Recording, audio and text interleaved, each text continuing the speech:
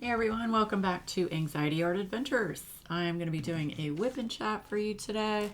Don't know how long it's going to be. I'm fighting a migraine, but we're going to try to get through, and I hope everybody's having a fabulous day today. I am really enjoying working on this canvas. This is a mystery kit from Diamond Art Club.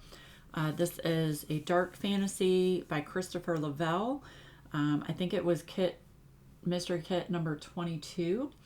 I'm really enjoying it, and these are square drills. I'm having a great time with it. I'm taking my time. I'm actually enjoying square drills, you guys. I know. What's wrong with me? So everything I'm using I will have down in the description so you can check it out. I'm using super sticky gem tack from Crystal Trays today in blood orange and goji. I've got my beautiful cover minder from Cover Minder Saban with two kitties, because I have two kitties. Using Harbor Freight containers in this kit. I've got my Muni Made it's like a pearl white tray. This is like my favorite tray. And I'm using an Enablers Outpost pen today. And the funny story with this pen is I did not know that it glowed in the dark. I had no idea. Didn't pay attention to the description.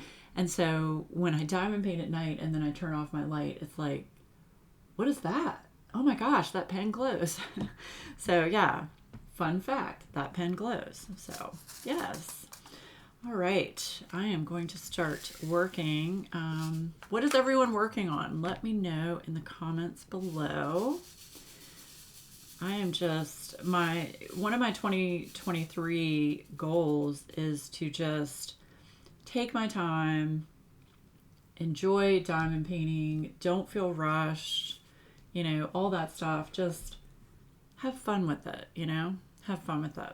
I'm also going to go over a few interesting facts. You all know me. I love researching things, and if you didn't know, and if you're new to the channel, hey show, I do. I like looking up things, learning things. It kind of gives my brain a workout. Everybody needs a brain workout here and then. But yeah, I found some interesting facts about coffee. I am a huge coffee fan. I drink it often throughout the day, and I try not to drink coffee after like 7 p.m. at night, so that I'm able to go to sleep. But coffee is my lifeline. Everybody has their vices. Mine is definitely coffee, and the other one right now is vaping. For those of you that don't know, I quit smoking on October 27th. I've been smoking off and on since I was 15 years old, and I'm almost 50. So if that tells you anything, it was definitely time for me to stop. And I'm very proud of myself. I don't normally give myself pats on the back, but in this instance, I'm very proud that I quit smoking, because it's really bad for you, and I've known that. And it just got to a point where I really started to notice like me feeling bad. I was like shortness of breath and tired all the time. And the other thing is always having to go outside when it's like freezing cold or super hot. It's like, gosh, this is not fun. So anyway, I swapped over to vaping. I use disposables, and I'm not condoning nicotine, just so y'all know. Not condoning it. If you haven't started smoking or vaping, don't do it. It is highly addictive, so keep that in mind. But yeah, so I switched over to vaping, and I'm using some disposable devices as well as a pod. So I've got this. This is a Geek Vape. This is like heavy duty Mama Jamma. It's got like digital stuff on the front that tell you things y'all don't care about. That's where you put your juice in this container. But this is nice for when I want to try different flavors. I just swap out the juice up here. So there's that. And then my go-tos are my Elf bars. These are great. They are strong. So just keep that in mind if you are vaping or want to vape, these are, I think they're 50 milligrams of nicotine. So, yeah, but it's been working for me. And I talked to my doctor. I went and had my annual physical a couple weeks ago, and he is just absolutely thrilled. He told me, because I asked him about vaping, because I was concerned about,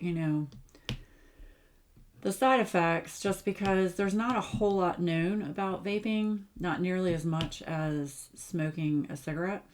And he told me that as long as you get a vape from an actual store and it's not something that's been like somebody made it themselves, like a homemade type vape or a homemade juice, that's where the popcorn lung comes into effect. But he said if you're buying like, a contained device from a store and buying, actual branded juice from a store, he said he's perfectly fine with that. And he highly, highly wants me to vape instead of smoke. He was like, if you could not do either, that'd be great. But, understanding that, nicotine is addictive, and that, this is a stepping stone for me to eventually stop altogether. But he was really encouraging about it. I was surprised. He said there are way less chemicals in a vape than there are in a cigarette. He said there are over 7,000 chemicals in a cigarette. It's insane. So I'm very proud of myself for that. Okay, we'll get off that soapbox. Sorry. I'm really excited about it. I didn't think I was going to stick with it, and I did.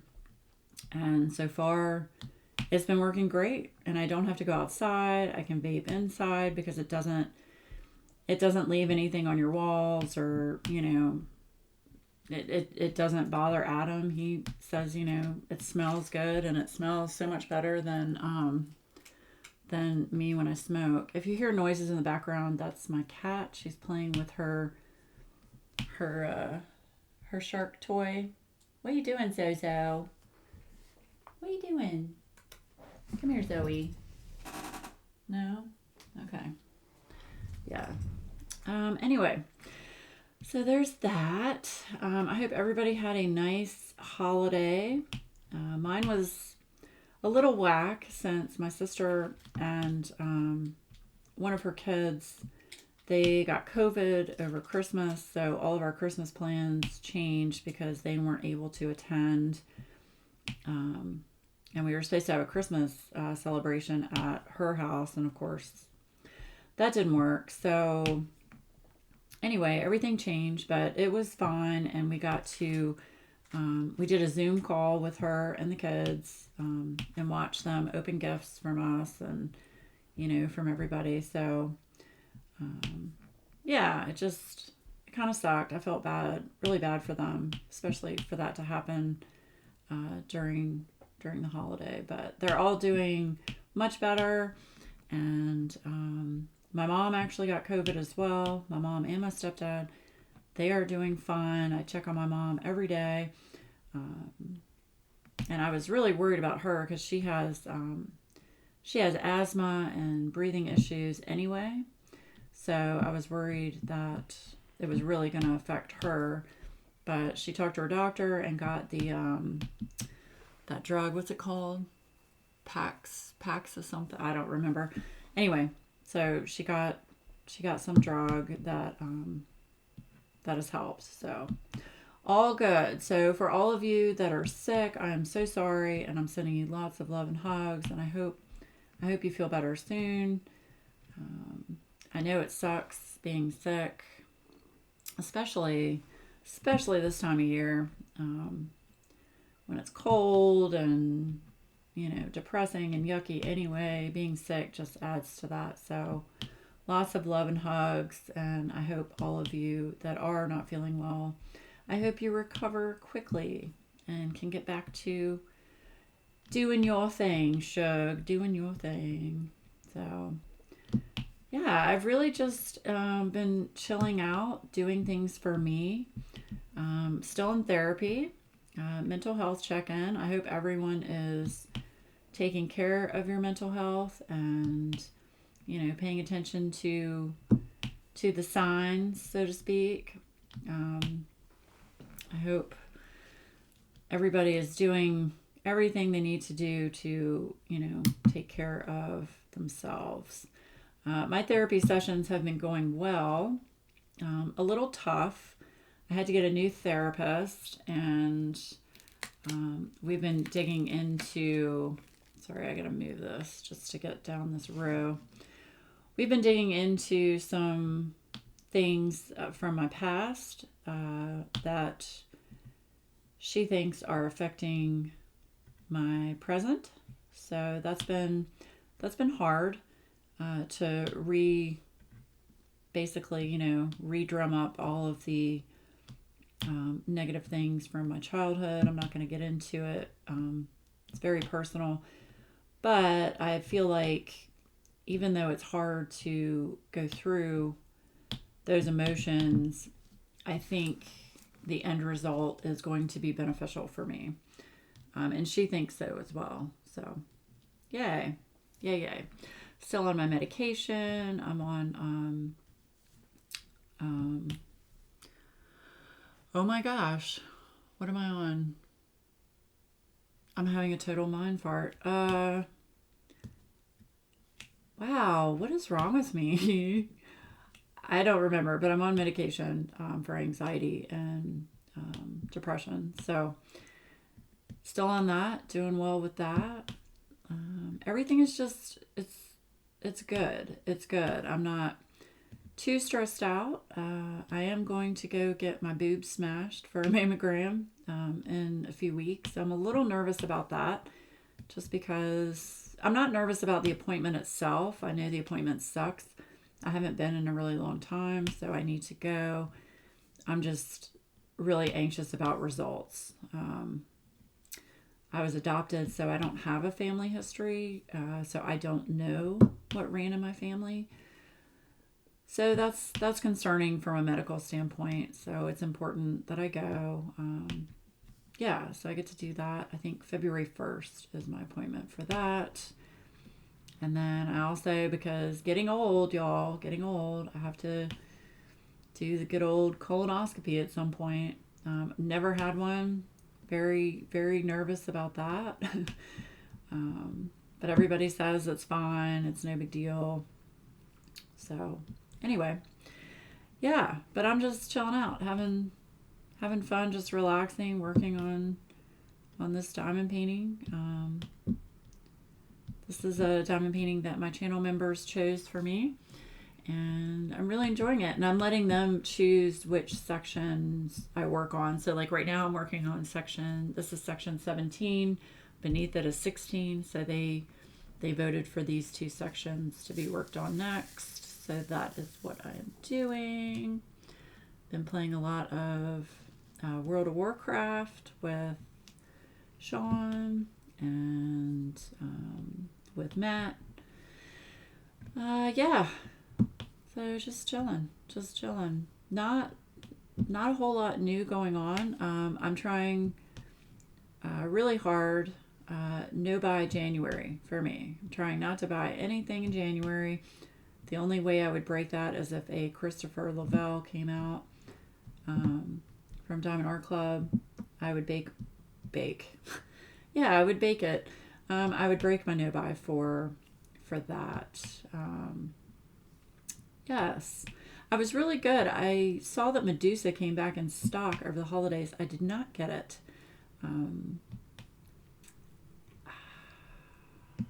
I think, if I'm right, yes, I have Medusa. I had a friend send me Medusa. I bought it from her. So yes, I have Medusa. Right. I have Medusa. But there was another one I wanted. What was it? Oh, I think it was an Enyas Guerrero. Yes, the most recent Enyas Guerrero that came out. I think it was this past weekend. So neat. Oh my gosh. I really wanted to get it, but I was like, nope, no buy January. So doing really good. I haven't bought any accessories. I haven't bought any done paintings. Honestly, I don't need this stuff, you guys. I mean, it's nice to have, but I have so much of this stuff, and please, no shade in the comments. I'm very fortunate to be able to get things, and I know that. And I love to support all of the small shops and my friends, and I really do like doing it. It's just I'm running out of room, and I have too much stuff. So I'm just going to try and limit, the things I buy to only things that really, really catch my eye. Like, oh my gosh, I really have to have that. Instead of, okay, I'm going to get this just, FOMO, fear of missing out. Yeah, so that's what I'm working on this year for 2023. What are you all going to work on? Do you have any goals, any, resolutions for 2023? Let me know down below. I would love to hear them, and maybe some of your resolutions or suggestions would be good for me to try as well. All right, so I am going to read you about coffee. Interesting facts about coffee. And I'll have the link for where I got this information. I am signed up with interestingfacts.com, and they email me daily interesting facts. So it's actually pretty cool. So this one is titled 6 Stimulating Facts About Coffee. Number 1, coffee beans are not actually beans. And I did know this. I don't know if all of you know that, but they're actually seeds that are found within coffee cherries, which is a reddish fruit harvested from coffee trees. So when you see a coffee bean, that's not how it really looks to begin with. Farmers remove the skin and flesh from the coffee cherry, leaving only the seed inside to be washed and roasted. They do say that coffee farming is a major time investment, and I did not know this. On average, a coffee tree takes 3 to 4 years to produce its first crop of cherries. That's insane. Most coffee is grown in Brazil, Ethiopia, Indonesia, and they're harvested just one time per year. And most of the time it says the cherries are picked by hand. Do you know how long that would take to pick coffee cherries by hand? Yikes. So I didn't know that. Interesting. See? The things you can learn. Okay, so that was the first thing. There are only 6 things, but I thought this would be interesting. Okay. The second thing is decaffeinated coffee is still a tiny bit caffeinated. Apparently, how decaf coffee came about, this is really interesting. According to the legend, around 1905, German coffee merchant Ludwig Roselius received a crate of coffee beans that had been drenched with seawater.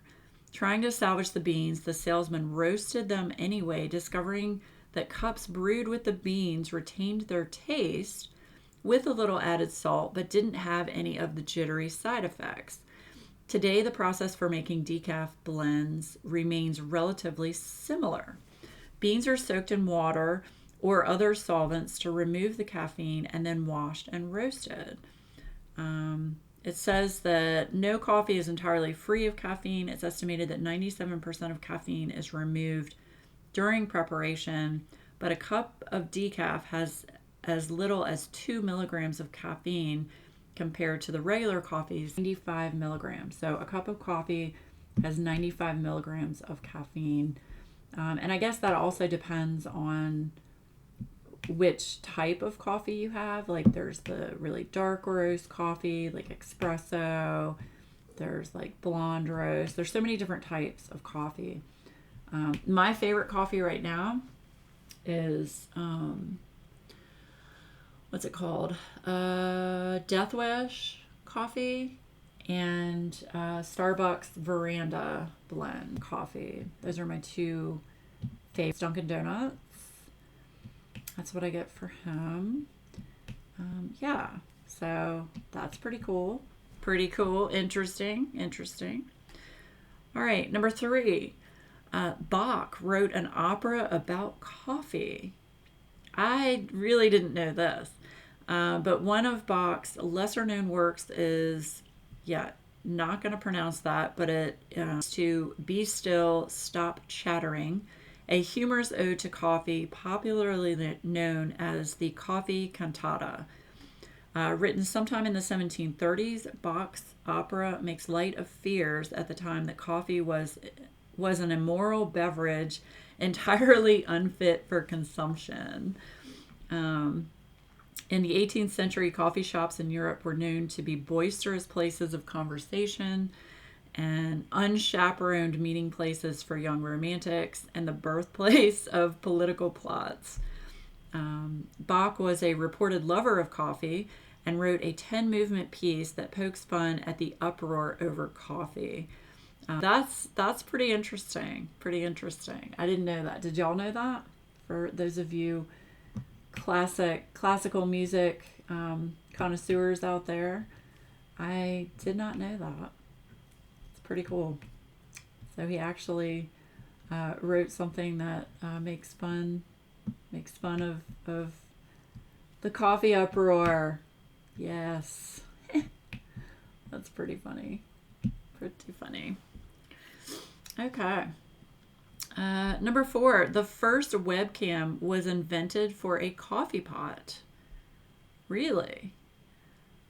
We can credit coffee-craving inventors for creating the first webcam. In the early 1990s, computer scientists working at the University of Cambridge grew tired of trekking to the office kitchen for a cup of joe, only to find the carafe in need of a refill.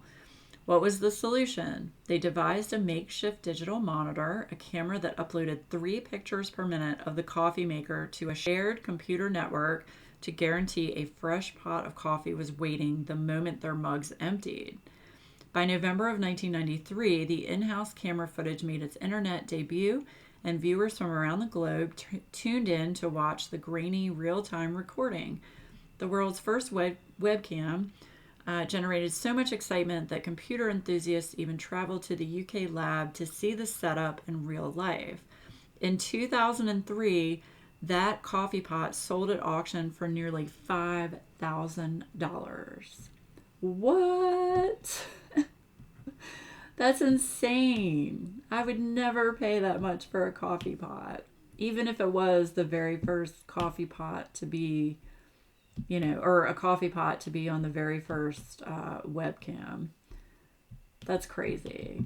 That is true, though. It's always so annoying. I remember when I used to work, in an office with other people, and they would just run that coffee pot dry and they wouldn't refill it. It would make me so upset to go in there and see the damn coffee pot is, at the very bottom with all those dredges of thick, nasty stuff. And it's like, okay, now I have to make a new pot of coffee and wait for it. I know. Real world problems, y'all. Real world problems. So,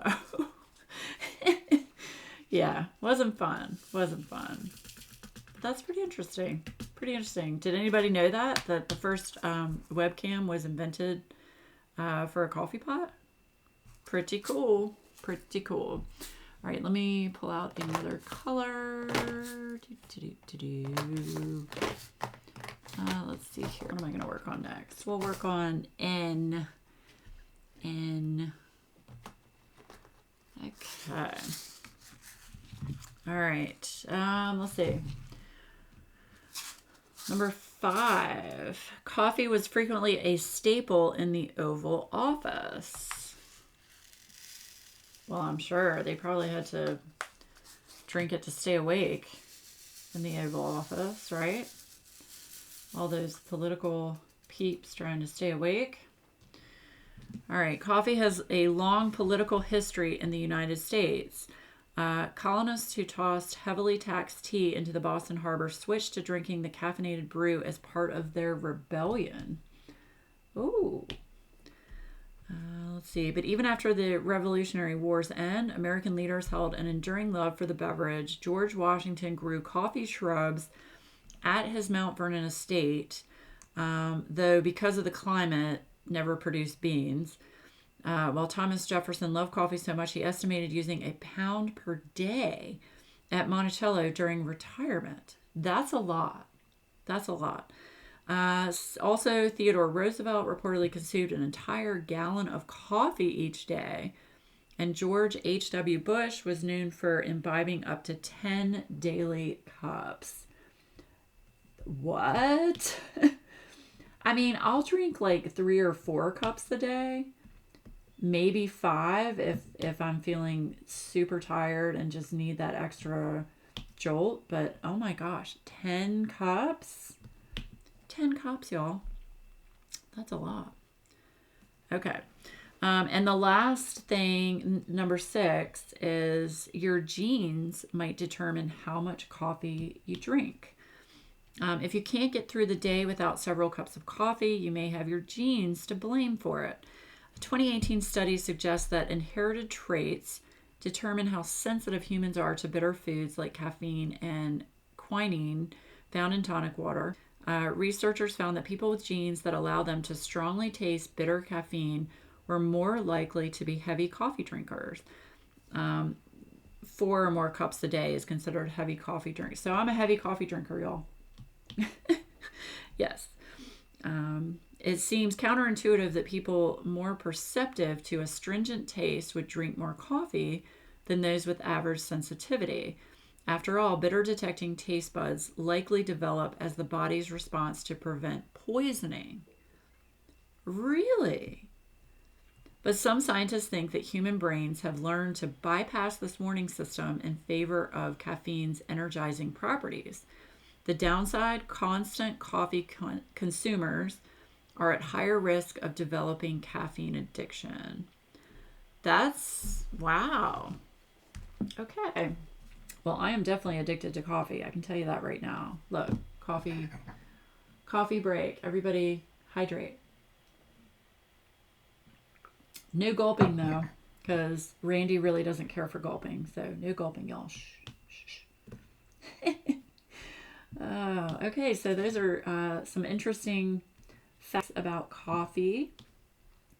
Yeah, I think I'm going to try and incorporate interesting facts into my videos, probably once a week, just to give you guys some things to ponder, and some things you might have known and others you might not, and you might learn something new. Who knows? Just wanted to look up something about coffee. Yes. I am really enjoying these squares, you guys. And yes, I single place, I know, but I do, look, here, I'll multi-place. I'll multi-place 2. I can do 2 together. I don't know if you guys can see that. I've got 2. Boop. There we go, 2. I can multi-place like 2 or 3, but the gapping drives me crazy. And I know a lot of people just tell me, who cares? Don't worry about it. It'll all come together, and then you won't be able to see the gapping. Or if they're uneven. Yeah, I know. I'm a perfectionist. What can I say? But I'm really enjoying, excuse me. Sorry about that. I'm really enjoying working on this square kit. Now, I don't know if all square kits are going to be enjoyable for me. I will say I like confetti more so now than I did before.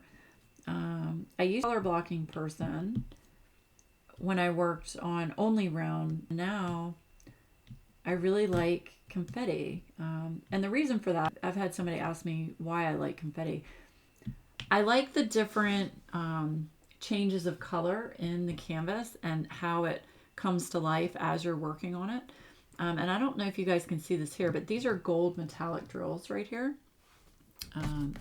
They are drills, which might be kind of hard for you to see, but they're gold metallic drills in this kit.